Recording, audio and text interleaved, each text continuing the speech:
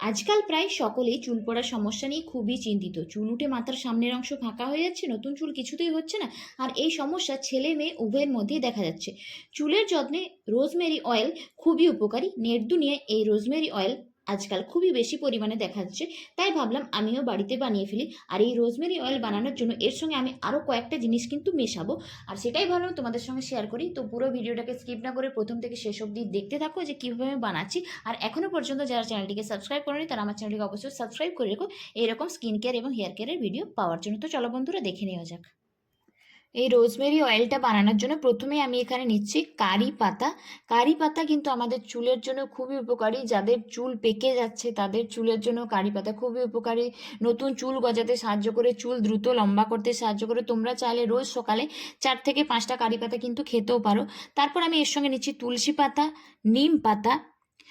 নিম পাতা আমাদের চুলের মধ্যে যে ইনফেকশন থাকে, খুশকির সমস্যা, সেটা কিন্তু দ্রুত দূর করে দেয়। আর তার সঙ্গে আমি এখানে নিয়েছি রোজমেরি লিভস। এই রোজমেরি লিভসটা তোমরা চাইলে অনলাইনে সার্চ করলেও কিন্তু পেয়ে যাবে। তো তোমরা দেখতে পাচ্ছ যে আমি এখানে তুলসী পাতা, নিম পাতা আর রোজমেরি অয়েল নিয়ে নিচ্ছি। আর তার সঙ্গে আমি মিশিয়ে নিচ্ছি সর্ষের তেল। সর্ষের তেল কিন্তু আমাদের চুলের জন্য খুবই উপকারী। মনে আছে ছোটোবেলায় আমরা চুলের মধ্যে রেগুলার তেল ব্যবহার করতাম, তখন কিন্তু চুল পড়ার সমস্যা তো ছিল না। তো তেল ব্যবহার কিন্তু করতে হবে। এরপর আমি এই তেলটা বানাবো।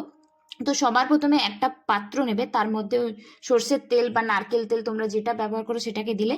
তারপর একসঙ্গে তার সঙ্গে কারি পাতা, তুলসী পাতা, তার সঙ্গে মিশিয়ে নিচ্ছি নিম পাতা আর রোজমেরি যে শুকনো পাতাগুলো আছে, লিভসগুলো, সেগুলোকে দিয়ে এটাকে তোমরা একটু উনুনে ফুটিয়ে নেবে। যখন দেখবে তেলটার কালারটা একটু পরিবর্তন হয়ে গেছে, 15 থেকে 20 মিনিট তোমরা ফোটালেই বুঝতে পারবে তেলের রঙটা একটু পরিবর্তন হয়েছে। তারপর এটাকে তোমরা ঠান্ডা করে একটা পাত্রে ভরে রাখবে। এটাকে তোমরা সপ্তাহে কদিন ব্যবহার করবে, কখন ব্যবহার করবে, কতক্ষণ রাখবে, সব কিন্তু ভিডিওতে আমি বলে দেবো, তার জন্য সঙ্গে থেকো। তারপর এই তেলটা বানানো হয়ে গেছে, এর সঙ্গে আমি 2টো ভিটামিন ই ক্যাপসুল খুব ভালোভাবে মিশিয়ে নিচ্ছি। তোমরা চাইলে তেলটাকে বেশি করে বানিয়েও তোমরা স্টোর করে রাখতে পারো। আমি 5-6 দিনের জন্য তেলটা বানাই। তো তোমরা দেখতে পাচ্ছ আমার তেলটা বানানো হয়ে গেছে। এরপর আমি এটাকে একটা পাত্রে ভরে নিচ্ছি। সপ্তাহে 2 থেকে 3 দিন তোমরা শ্যাম্পু করার আগে এটাকে মাথার মধ্যে লাগিয়ে নিও, শীতে করে করে মাথার যে অংশগুলো তোমাদের ফাঁকা হয়ে গেছে। তারপর চুলটাকে একটু হালকা হাতে মাসাজ করবে, কারণ মাসাজ করলে চুলের মধ্যে ব্লাড সার্কুলেশন কিন্তু ভালো হয় এবং নতুন চুল গজাতেও সাহায্য করে।